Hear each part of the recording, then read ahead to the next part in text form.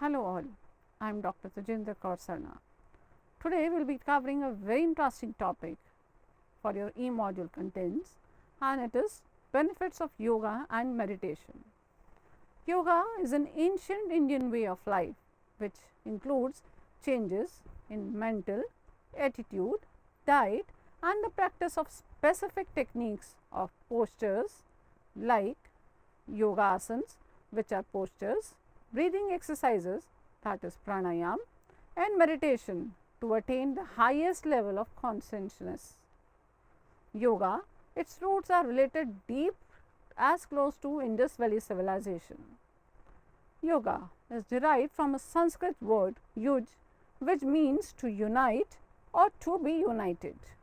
Meditation can be defined as a total relaxation of body, mind complex.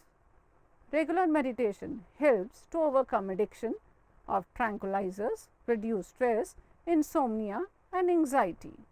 By the end of this module, you will all be able to identify the importance of yoga as an integral part of your life, the importance of yoga in fitness, different asanas, pranayam, meditations and yogic kriya, and the importance of meditation in person's life. Let's start with yoga. Yoga is concerned with the union of individual soul with the Absolute or the Paramatma. Yoga also means the unification of physical, mental, intellectual and spiritual aspect of human beings. Today's our urbanized life is full of unhealthy lifestyle practices, stress, and we are all dependent on life and labor saving devices which have made us more prone to non-communicable diseases and prey to metabolic disorders. Yoga and meditation help us reach ourselves to attain a healthy soul in healthy body. Let's count the importance of yoga in our life. We'll do it one by one. Number 1, physical clarity. Our internal organs are cleaned through various yogic exercises. Neti, Dhoti, Nauli, Kapalbharti and Pratak are some yogic exercises that keep the internal organs in a clean state. Number 2, cure and prevention of diseases. Yoga increases the immunity power and it does not only promote good health but also help in preventing and curing many diseases. Number 3, relaxes mind and soul. Yoga is said to release tension and pull a person out of stress. Beautification of body. Yogasanas make the body strong and perfect.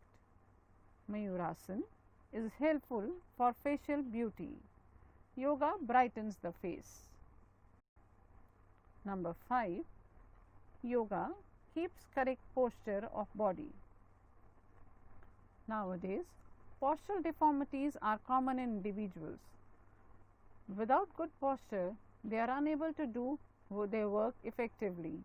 Yoga helps us keep our posture straight. Number 6, easy to perform. To do exercise or any other physical activity requires enough time and money, whereas yogic exercises can be performed very easily. These exercises can be done in a short duration, in a small place, and they are not expensive. Number 7, spiritual development. Through yoga, efforts can be made to attain spiritual development. We can have a good control on our mind by doing regular yogic exercises. If our mind is pure, we can make efforts to achieve spiritual heights. Yoga increases flexibility. Flexibility is very significant for every person. It makes the movement of body efficient and graceful. It is also helpful in preventing sports injury.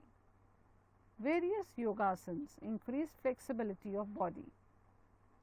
Chakrasana, Dhanurasana, Halasana, Bhujangasana are beneficial in increasing flexibility. Muscles also become flexible by performing these asanas. Yoga reduces obesity. Yogic exercises can help in reducing obesity. For example, pranayam and yogic asanas, especially meditative asanas, reduces obesity. Research studies have shown that obesity is also caused by mental tension and stress. So, reducing mental tension through meditative asanas, obesity can be reduced. Yoga improves health. Yoga helps in maintaining and improving health by making our muscles strong, regulating our systems of our body such as respiratory, excretory, circulatory, nervous and glandular system.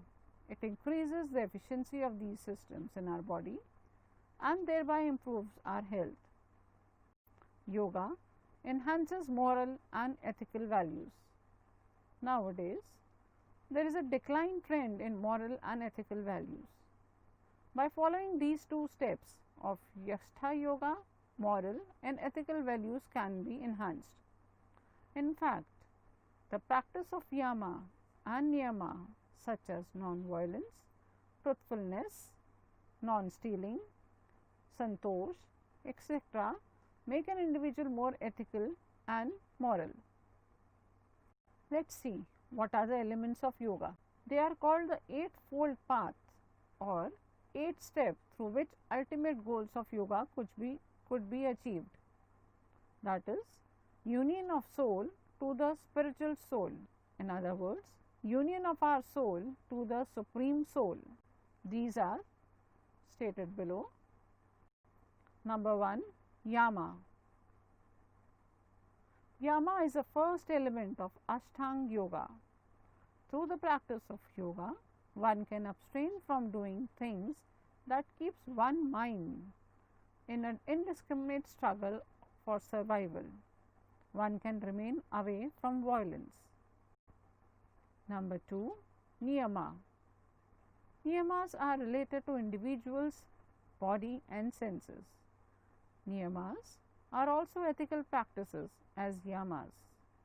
There are 5 niyamas: Socha, Santosh, Tap, Swadhyaya and Ishvara.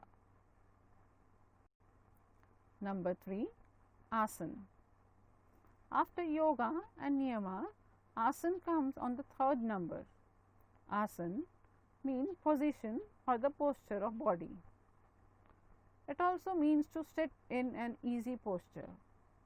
Due to its popularity, most of the people think that yoga is not but asana. They are not aware that asanas is a step towards yoga. In fact, asanas are performed to keep body flexible, agile and young. Asanas also enhance the beauty of the body by reducing inappropriate accumulation of fat in the body. There are various types of asanas such as corrective asanas, relaxative asanas and meditative asanas. These types of asanas have different type of effect on various organs of body. These asanas activate the functions of various organs. Asanas can be performed from young age to old age without any problem. Pranayam. Pranayam is derived from 2 Sanskrit words, namely prana, which means the vital force or life energy, and ayam, which means to prolong. Pranayam is the control of the processes for breathing. It means the appropriate control over inhalation and exhalation. Basically, there are 3 consequences of pranayam: prukha, which means inhalation, kumbhaka, retaining the breath, and richaka, that means exhalation. There are various types of pranayam such as ujjayi, Suryabhedi, Shikati, Shikali, Bhasrika, Bhamri, Murcha and Plivini.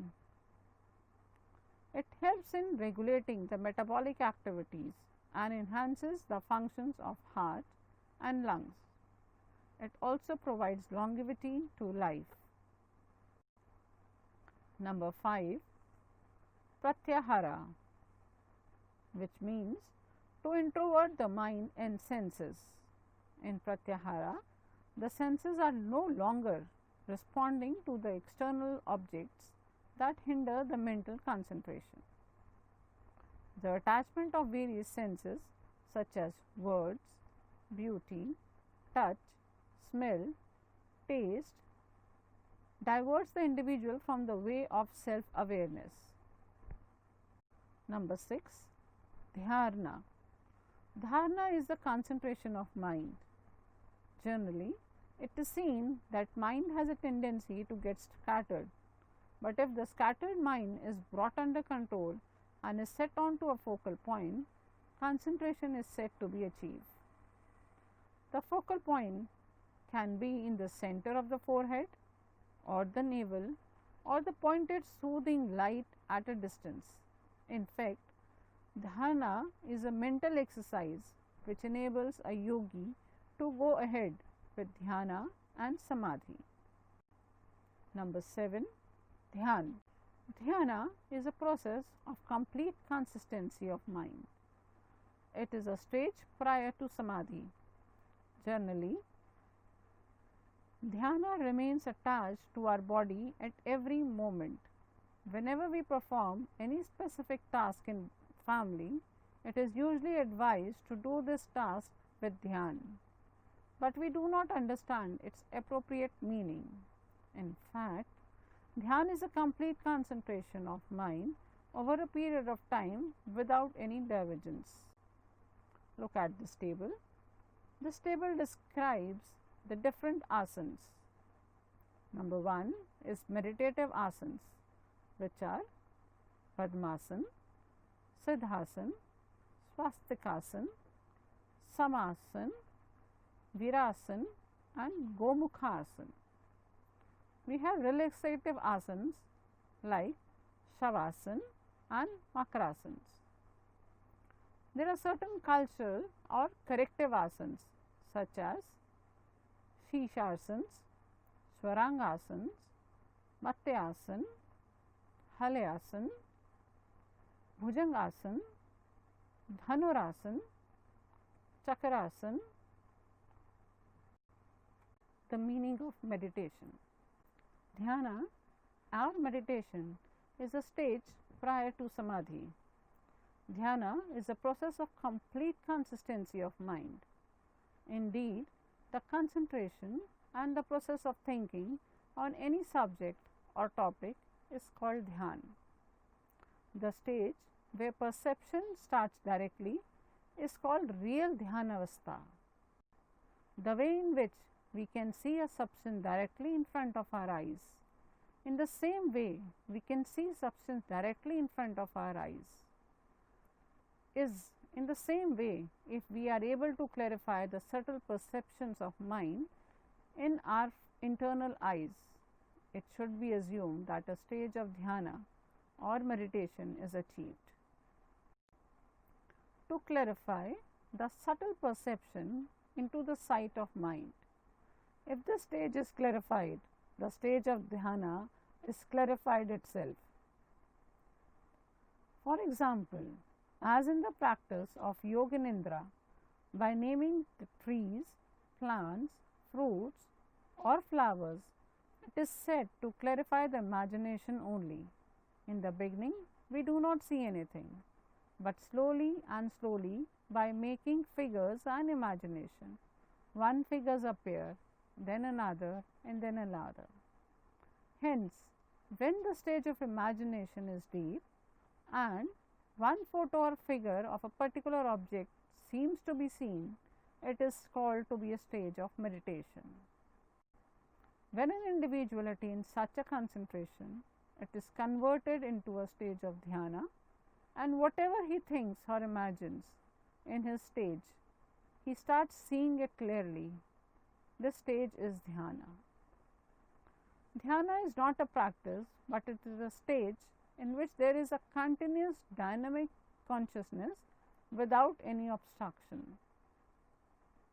So, dhyana is not practice, but a stage that is attained and it is experienced. What are the meditation methods? Any method that creates awareness with relaxation is the right method. These methods may vary from person to person, and one needs to find the correct method for himself or herself. While all methods may overlap, these are classified under three heads. Number 1, active meditation. Number 2, passive meditation. And number 3, heart oriented meditation. Let us learn them one by one. Active meditation. In this technique, body is used a lot and it is known as Hatha Yoga. These methods are primarily to activate the polar opposite body energy, resulting in deep cleansing of body. Many blocks created in body by mental repressions are removed by active meditation. Passive meditation or Raj Yoga. These are basically mind oriented techniques and minimum body activities involved. Number 3, heart oriented methods or Bhakti Yoga. In this, emotions are used. Deeply emotioned and devotionally inclined people can easily be benefited through this method. Look at this table. This clearly differentiates between the three types of meditations: active meditation, heart oriented meditation and passive meditation. Let us start with active meditation, which is Hatha Yoga. It follows 8-fold path of yoga. We will start one by one. Dynamic meditation, which is chaotic breathing. Kundalini or Natarajan, which is dancing meditation. Whirling, which is Sufi method of meditation. Gibberish, Sudarshan Kriya, laughing loudly or crying loudly. Heart oriented meditation, which is also known as Bhakti Yoga. This is best for emotionally and devotionally inclined sports people. This is achieved through kirtans, bhajans and prayers. Passive meditation or Raja Yoga. The methods of doing it are chanting mantras, transcendental meditation, meditation on sound or music, tratak, which is concentration method, mirror gazing, humming, visualization, vipassana, zen, kriya yoga, chakra breathing and chakra sound. Now kindly listen to this piece of music. Feel relaxed, close your eyes and try to concentrate.